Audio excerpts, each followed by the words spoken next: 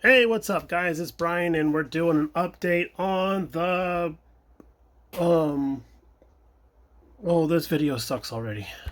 Hey, what's going on, guys? It's Brian, and we're doing an update on the 41 Willies from Revell.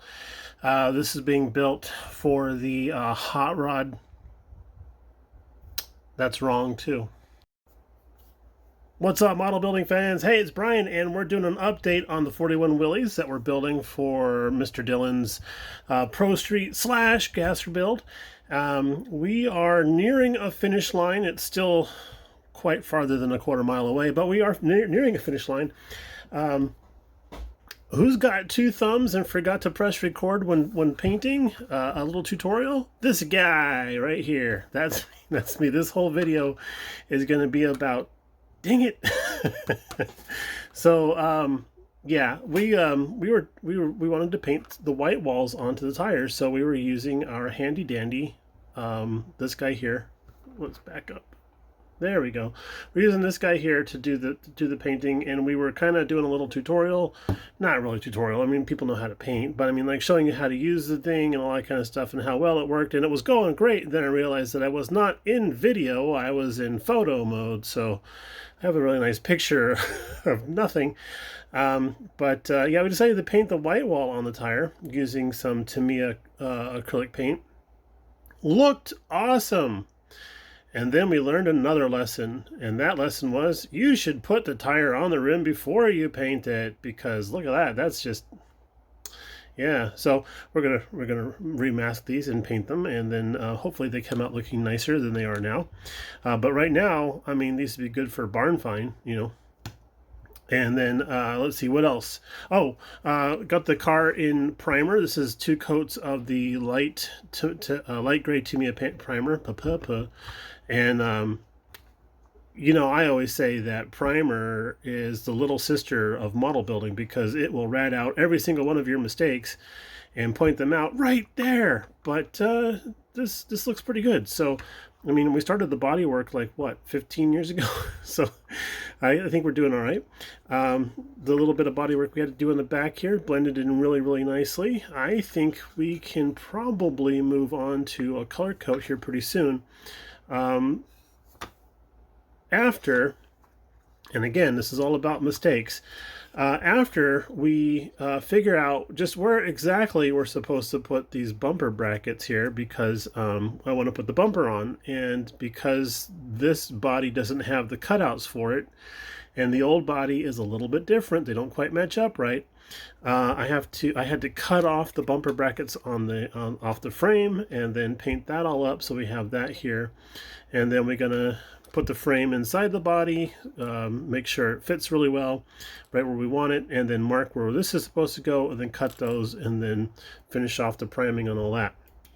So yeah, there's that. I got a little ahead of myself there, I guess, but hey, you know, what is it what it is. The 48-hour build, I think, threw us for a loop. I mean, you haven't heard from me since Sunday night because I've been recuperating. We do have the chassis all built up with the interior done. We just did body color on the floor and on the rear bulkhead. Do cars have bulkheads? I don't know. It is what it is. They do now. We did the decals on the seats, but the decals weren't large enough to fit the entire tuck and roll area. So I custom mixed some paint to match the decals, and I think this is decal back here inside the triangle, and this is the paint up here in the front. I think we did pretty good. Pretty good. Mrs. BG probably would have done a better job, but she wasn't available. And then because this is supposed to have a little bulkhead wall back here supporting all the stuff that I deleted, I went ahead and cut a piece of gusseting to fit in there to help keep this upright, because I have a feeling that once we get to final assembly and have to start shoving and pushing and swearing and all that stuff, this is going to be very weak, because it was only this very thin glue joint down here. So we decided to put a piece of gusseting in there. And we did sign it because it is for our Uncle Mike. Even though he'll never see that because the trunk doesn't open, I still like to sign him. Engine is all done. We have the wiring on there. I do need to retweak this the this vent right here. We did find that you need to put the engine in and then glue on the exhaust because of the steering gearbox.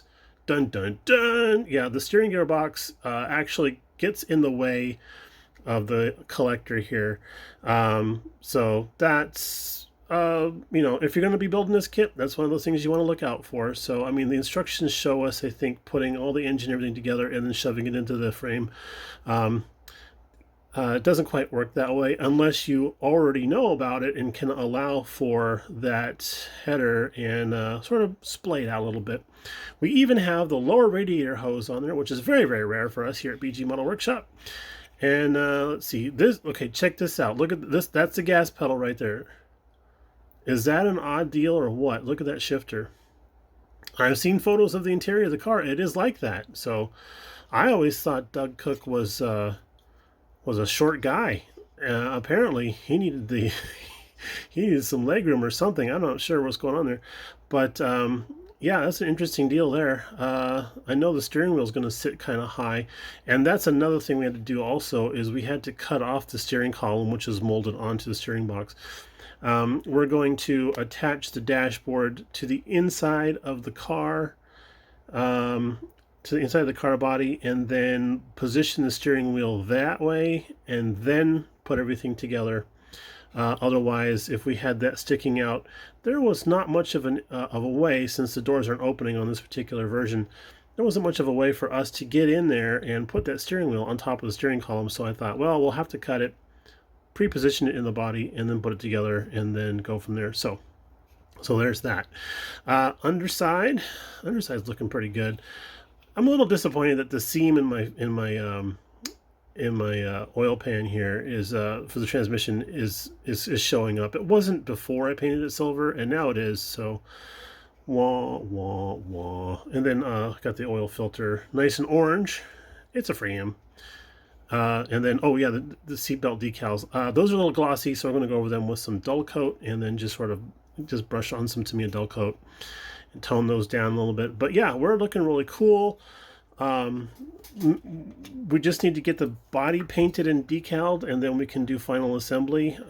We had to cut down the backs of the wheels here a bit so they would tuck in a little bit closer because they were sticking out pretty far. And every photograph I'd seen of the car does not have wheels sticking out like a skateboard. So we went ahead and narrowed those up. And hopefully we didn't narrow them up too much because this could be a bit of an issue that does flare out just a touch. So we'll see how that goes. All right, with all that said and done, everybody have a great weekend, and we'll talk to you a little bit later on. Bye now.